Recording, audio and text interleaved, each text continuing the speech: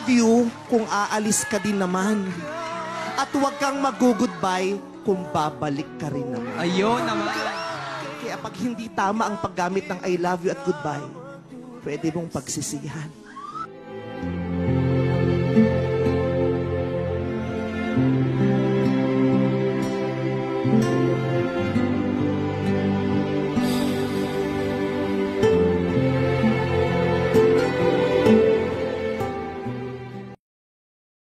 Alam nyo namang ayaw sa inyo, pinagpipilitan nyo pa yung sarili nyo. Ay, nyo, hindi porkit ginawa kayo ng mga lalaki, obligado na silang sundin lahat ng gusto nyo.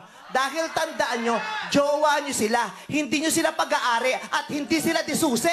I don't understand it. You're changing, I can't stand it. My heart can't take this. Kung mahal mo yung tao, tandaan nyo to, kung mahal mo yung tao, mahalin mo lang ng mahalin. Huwag mong buwisitin ng buwisitin. Pag nandiyan, talak ka ng talak.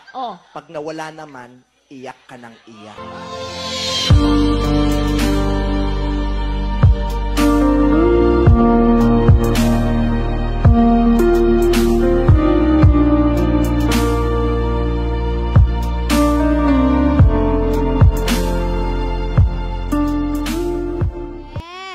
Magkaibigan sa magkakakilala. Hindi naman yung tipong, hoy, let's hang out. Hindi naman hindi ganun. kayo magkaibigan. Huwag niyo inaabuso ang ibig sabihin ng salitang kaibigan dahil malalim ang ibig sabihin ng magkaibigan. Pag mag-ex na kayo, hindi kayo magkaibigan, magkakilala na lang kayo.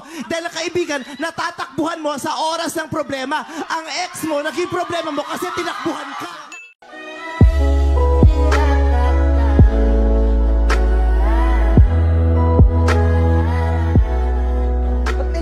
Na pagbalik mo? Diyos ko, kahit matagalan, ang importante, nagbalik. Yung iba, hindi eh. Ganun lang naman talaga yun eh. Babalik ka dahil gusto mo siyang makita at napagtanto mong mahalaga siya. Kaya kung di na siya bumalik, baka hindi ka mahalaga para sa kanya.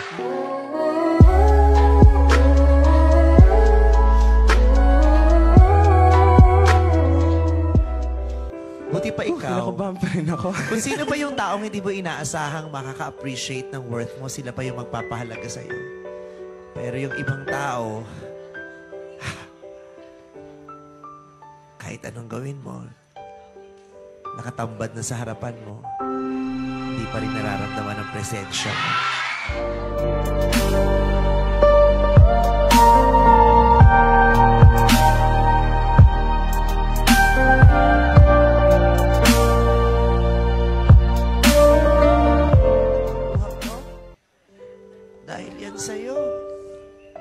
Pero kahit may luha yan, nakita mo tong ngiting to, dahil pa din yan sa'yo.